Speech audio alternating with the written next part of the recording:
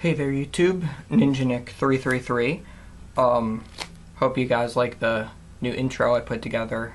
I had like 2.5 hours between my shifts at work, so I kind of just did that. And yeah, it's been a while since I've uploaded, especially anything Kaijudo related. But here is the deck that I've been playing ever since Clash came out. Basically, after we had tested some stuff, and I put this together, and I was quite surprised that it's actually not. It's probably like 6-7 cards maybe different than some of the decks that have been winning KMCs, and I'm currently undefeated with this, so that's cool. I really wish I could have made it to Massachusetts. I would have played this exact thing, and I wish I could go to Pennsylvania, but that's even farther than Massachusetts. So, you know, things came up, nobody could go with me for Massachusetts. It was really unfortunate. But Water, Dark, Light, Nature, here we go. So I've got one Dark Return, just because, you know, the Keeper of Dawn play is ridiculous with it. And, you know, I can recycle any creature I want. Only playing aggro with this deck, like they try to get rid of the Scaradorable of Gloomhollow as fast as they can. I just dark return it and cast it again in the same turn, so it's awesome. Then we've got 3 Scaradorable of Gloomhollow. When Clash first came out, I figured that they were going to go 3 Scaradorable, 3 Aqua Strider, and I was right. I was very happy, because that's what I decided to play. Best blocker in the game still, hands down, just because anything level 4 or less just doesn't die when it blocks it. So 3 Mesmerize, because it's puppet without the body, so you can just cast this whenever you want, get rid of those problem Heal of Flames out of people's hands and whatnot. Just be able to like take their Infernus the Immolator out before they can summon him. Whatnot. It's just such a great card. I see no reason to not play it at 3. 3 Bone Blades, just because it's Bone Blades. 3 Terror Pits, just because it's Terror Pit. I mean, I shouldn't have to explain that. 1 Skull Shatter. I know some people would like to play 2, some people only play 1, some people play 3. Like, I like it at 1, just because you can Crystal Memory for it. Like, because I don't really want to draw it. Like, it's if I notice that my opponent has a big hand, I'll just Crystal Memory and get it. Because most of the time I draw it, it's early game, and I just drop it into mana and stuff. Plus, you know, I've only been playing aggro a lot lately, so it does nothing against them when they never have a hand. So that's Darkness. Now I'm going straight through the cycle. We've got Water Darkness. We've got 2 Grip of Despair. People have only been playing 1 of this. I like it at 2. Bounces a creature, then your opponent has to discard a card. So against something like aggro, you bounce their 1 creature to their hand, and that's the only card in their hand, so they have to discard that. So it's basically like a Terror Pit. Plus it's a Shield Blast, so, I mean, I love it. It's so much fun to play. Then 1 Spelljacker.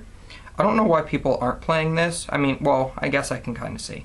Because it's dependent on what's in your opponent's grave or discard pile.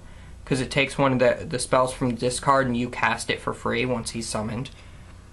So, he's really good because, like, I've summoned him and I've cast their Root Trap, I've summoned him, I've cast their Return to Soil, I've summoned him, I've cast their Tornado Flame, I've summoned him, I've cast their Heat Seekers that I put into grave with Mesmerize. Like, that, it's so awesome because you can combo this with Mesmerize, get rid of their problem spell, summon him, cast that spell. Like, I mean, he's fun. If you want to try one. He's cool. Have not gotten to play Sharktopus yet, just because, again, I've only played aggro, so he's completely useless against aggro.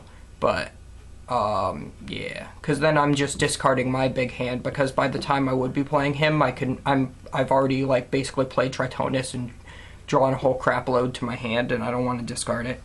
So, but definitely good against Control Mirror to get rid of their hand too. Then we've got water. We've got 3 Cyberlord Coriel. She's just amazing. You pick up one of your shields and then put any card from your hand face down as a shield. So, like, I've picked up, with this card, I've picked up Scarador of Loom Hollow against aggro out of my shields and put down Starspark Blast. No more explanation needed. That's honestly how it works. Alright, now you guys are gonna be a little surprised. I have a replacement for Logo Scan, because we all know how there's the problem with Logo Scan of how it's a 3-drop spell that's not a shield blast to draw 2. And, you know, Spy Mission isn't as good because it's a 4-drop, and that's not really, like, as good. You should all try this card. Search the Depths, because you get to look at the top 4 cards of your deck. Choose one of them and add it to your hand. So instead of, you know, getting a... So this is a 1-for-1 instead of a +1, if you think card advantage-wise in your hand. But you get to pick which out of the 4 cards you get.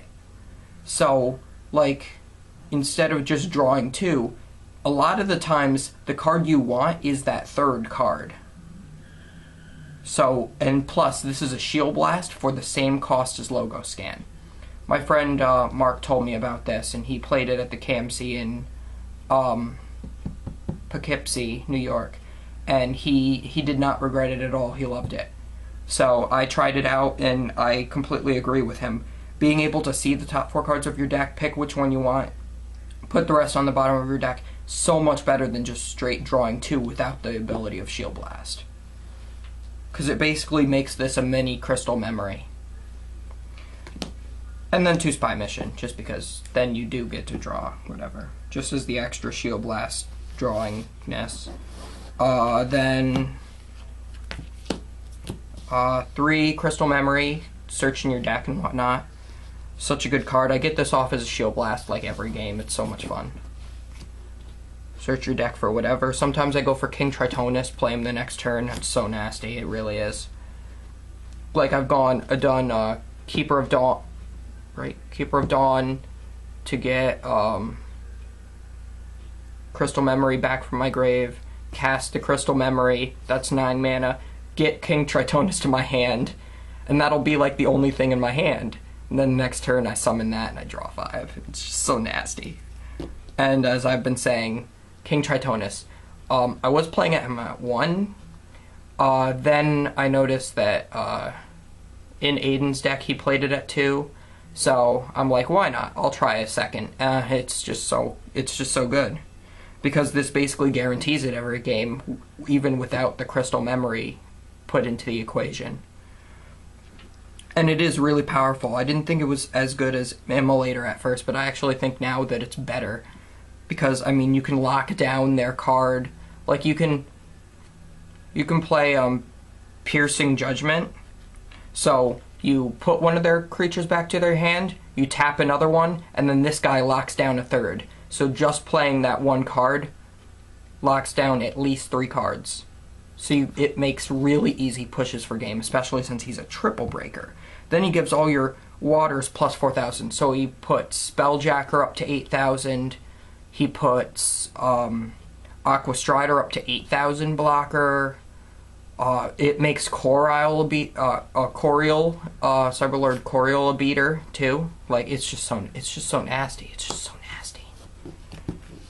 I think the plus 4,000 is my favorite part of it. Well, no, after the drawing, I think.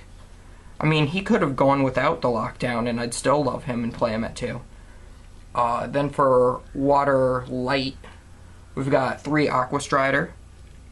Second I saw him, I thought he was the best card to put in Water Dark Light. Because he's a 2-drop, 4,000 blocker skirmisher. So he's basically like a cheaper Jade Monitor. Plus then he can unlock 2 of your colors for you. So I mean, it was just a no-brainer for me. And I mean, it's just so good. It's so good. Then we've got 3 Piercing Judgment, Shield Blast, 4 drop, bounce a creature, then tap a creature. Amazing. Then 1 Truthseeker Forion. I love this card. I love his art. I love that he's a Skyforce Champion Cyberlord. He's a double breaker. You summon him, you can cast a spell from your hand, a Shield Blast spell from your hand for free. So you summon him for 7, cast Terror Pit from your hand for free.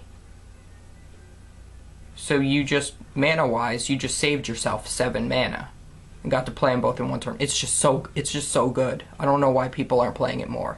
Because there still are yes, with Coriol, you're putting your Shield Blast back down, but that doesn't happen all the time. You have so many Shield Blasts that this can be utilized. I've summoned him and used Piercing Judgment, and then gotten the Tritonus lockdown thing.